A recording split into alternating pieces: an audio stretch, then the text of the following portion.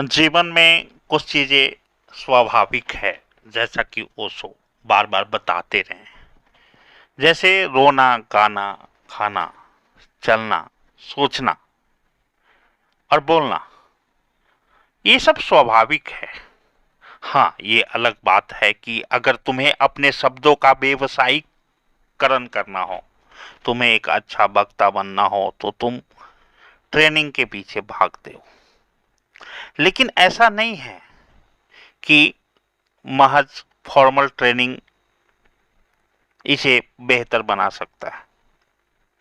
असल में बिना ट्रेनिंग का तुम कुछ करना नहीं चाहते, तुम्हारे अंदर का पागलपन जगता नहीं है, ऐसा कहे तो हिम्मत ही नहीं पड़ती, इसलिए तुम वक्ता नहीं श्रोता हो पाते हो। आजकल तो रोने की भी ट्रेनिंग होने लगी है।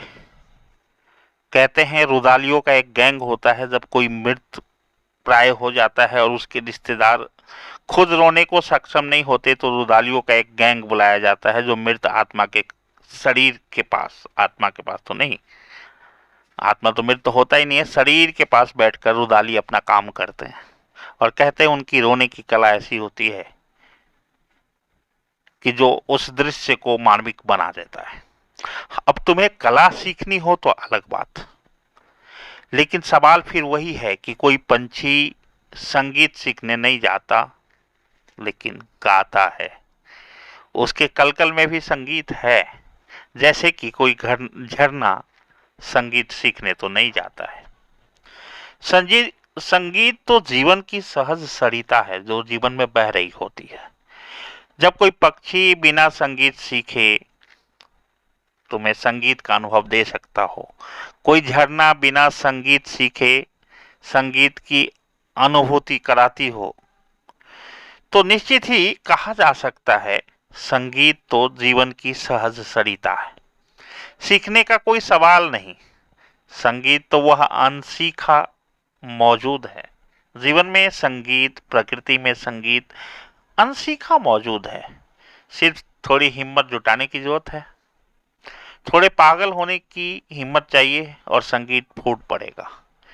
लेकिन हिम्मत नहीं जुटा पाते हो तुम।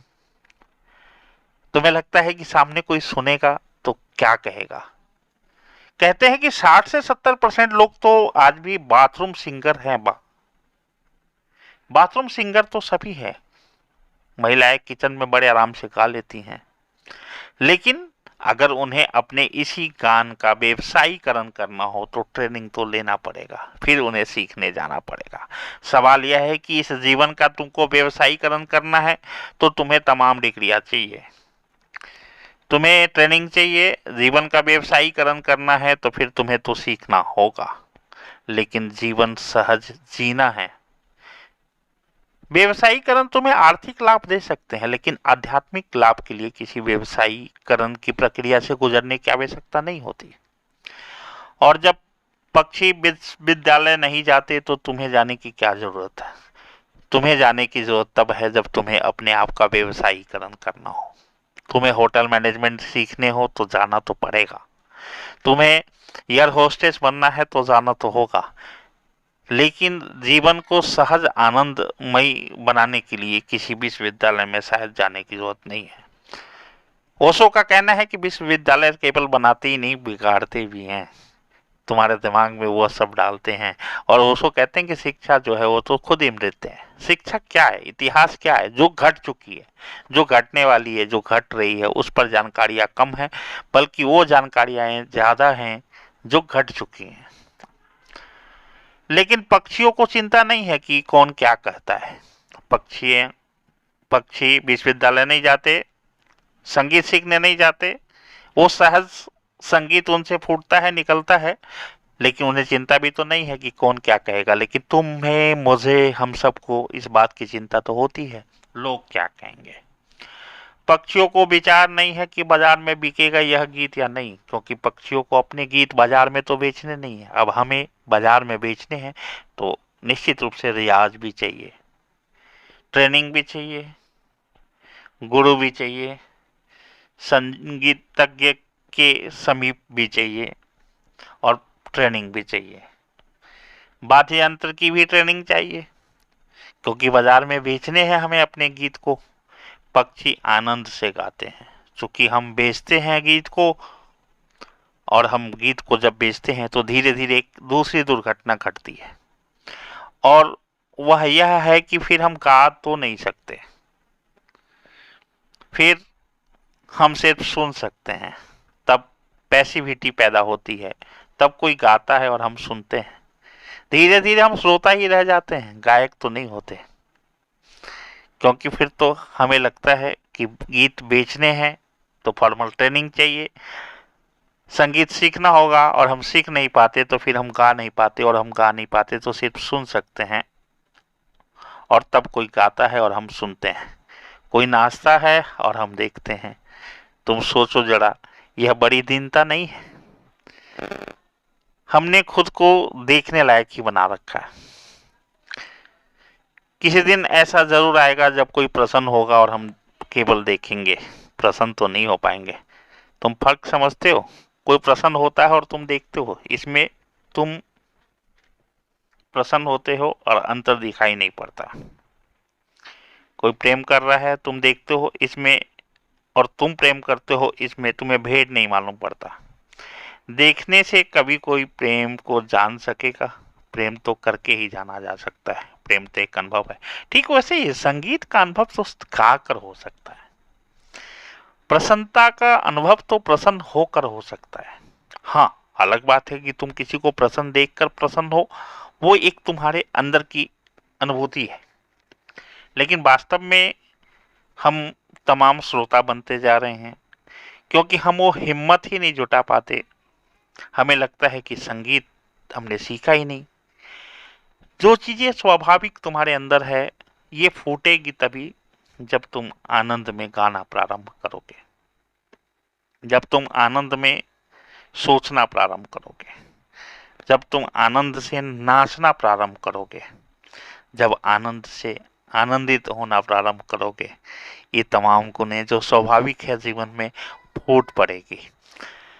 जब किसी भी गुण को तुम व्यवसायीकरण करना चाहते हो तो तुम्हें उसमें निखार की आवश्यकता होती है, और फिर वहाँ ट्रेनिंग की जरूरत होती है। अन्यथा जीवन में बहुत सारी चीज़ें जो स्वाभाविक हैं, उसके लिए किसी फॉर्मल ट्रेनिंग की जरूरत नहीं है, उसके लिए किसी विश्वविद्यालय की जरूरत नहीं है, उसके लिए किसी डिग्री की जरूरत नहीं है। और हम अपने स्वाभाविक गुणों को भी डिग्री न होने के कारण संकोच बस उसका प्रयोग करना धीरे धीरे कम कर रहे हैं। इसी का परिणाम है कि जो स्वाभाविकता तुम्हारे अंदर से निकल सकती है, जो स्वाभाविक गुण निखर सकते हैं, वो भी निखर नहीं पाते, क्योंकि हम डर जाते हैं। हम हिम्मत ही नहीं जुटा पाते कि मैं गा कर तो देखूं, क्या पता कोई गीत निकल आए, कोई संगीत निकल आए। जीवन के सूत्र में संगीत सहजता से हर किसी के साथ उपलब्ध है, जैसे रोना हर किसी को आता है। हाँ, अगर रोने का व्यवसायीकरण करना हो तो ट्रेनिंग तो चाहिए होगा। जैसे हंसना सब किसी को आता है, लेकिन गब्बर की तरह हंसना हो तो ट्रेनिंग तो करना पड़ेगा। लेकिन आनंद होने मात्र के लिए हंसना हो तो इसके लिए किसी विश्वविद्यालय जाने की जरूरत नहीं है, किसी एक्टिंग क्लास जाने की जरूरत नहीं है, क्योंकि हर व्यक्ति अभिनय तो करता है। जीवन के रंगमंच पर सभी अभिनय ही कर रहे हैं, लेकिन उस अभिनय का अगर व्यवसायीकरण करना हो तो तुम्हें नाटक एकेडमी तो ज्वाइन करने होंगे, तुम्हें फिर रंगशाला तो ज्वाइन करना होगा। रंगशाला में फिर तुम्हारा प्रवेश आवश्यक है, लेकिन जीवन के रंगशाला में विभिन्न रंगों में रंगे हुए जो अभिनय है, जो स्वाभाविकता है, वो तुम में वर्तमान है, तुम में बरकरार है। लेकिन किसी भी चीज का व्यवसायीकरण करने के लिए तुमको ट्रेनिंग पे जाना होगा। आज अध्यात्म के भी तमाम व्यवसायीकरण कर रहे हैं। एक इवेंट मैनेजमेंट की तरह अध्यात्म को लेकर बहुत सारे प्रोग्राम चारों तरफ चल रहे हैं, और निश्चित रूप से फिर उनमें एक बाग की शाला की आवश्यकता होती है। फिर वो लोग संगीत शाला जाते हैं, फिर संगीत सीखते हैं, और इसको और मनोरम बनाते हैं और मनमोहक बनाते हैं। ये अध्यात्म का व्यवसायीकरण ही है कि अगर तुम बढ़िया गान प्रस्तुत नहीं करते तो तुम्हारे बढ़िया भजन भी बढ़िया मार्केट में नहीं बिक पाते हैं। तुम्हारे अच्छे शब्द भी, तुम्हारे रस भरे शब्द भी नीरस हो जाते हैं अगर तुम में वो वाक्य शैली नहीं होती। इसीलिए क्योंकि बेचना है, लेकिन सहजता से अपनी बातों को आम जन के कल्याण हेतु लोगों तक पहुंचाना है, तब शायद तुम्हें किसी विश्वविद्यालय में जाकर कुछ सीखने की आवश्यकता नहीं होगी, क्योंकि जीवन तो खुद ही एक पाठशाला है।